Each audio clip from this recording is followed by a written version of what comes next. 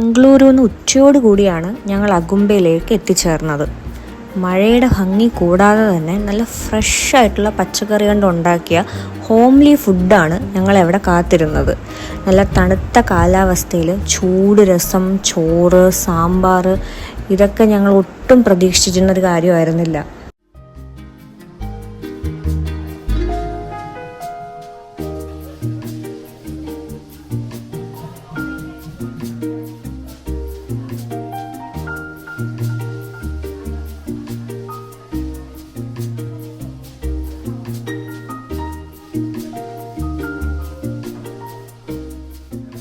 അങ്ങനെ ലഞ്ചൊക്കെ കഴിച്ച് ഹോം സ്റ്റേയിലിരുന്ന് കുറച്ച് നേരം മഴയുടെ ഭംഗിയൊക്കെ ആസ്വദിച്ചിട്ട് ഞങ്ങൾ നേരെ സിരിമേൻ വാട്ടർഫോൾസിലേക്കാണ് പോയത്.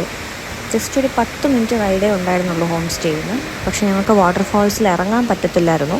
കാരണം മൺസൂൺ സമയത്ത് വളരെ ഡേഞ്ചറസ് ആയിട്ടാണ് ഈ വാട്ടർഫോൾസ് പോകുന്നത്. അതുകൊണ്ട് തന്നെ ടൂറിസ്റ്റുകൾക്കോ ഒന്നും ഇങ്ങോട്ട് ഇറങ്ങാൻ പറ്റത്തില്ല. പക്ഷേ അവിടെ നിന്ന് നല്ലൊരു ചൂട് മാഗിയൊക്കെ കഴിച്ച് ഞങ്ങൾ തിരിച്ച് ഹോം സ്റ്റേയിലേക്ക് തന്നെ വരികയും ചെയ്തു.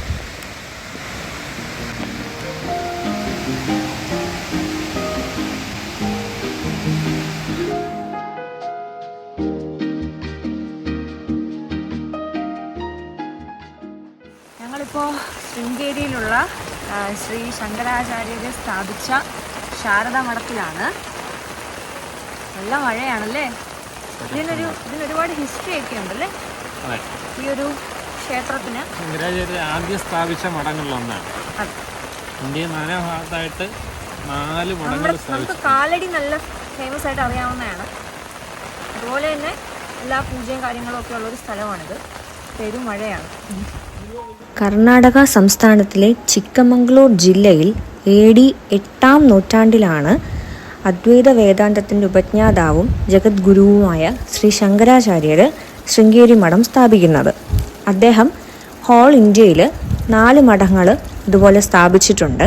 അതിൽ സൗത്ത് ഇന്ത്യയിൽ സ്ഥാപിക്കുന്നതും അതുപോലെ അദ്ദേഹം സ്ഥാപിച്ചതിലെ ഏറ്റവും ആദ്യത്തെ മഠവുമാണ് ശൃംഗേരി മഠം. വളരെ പുരാതനമായിട്ടുള്ള ഈ ക്ഷേത്രം തുംഗ നദിക്കരയുടെ തീരത്താണ് അദ്ദേഹം സ്ഥാപിച്ചിരിക്കുന്നത്.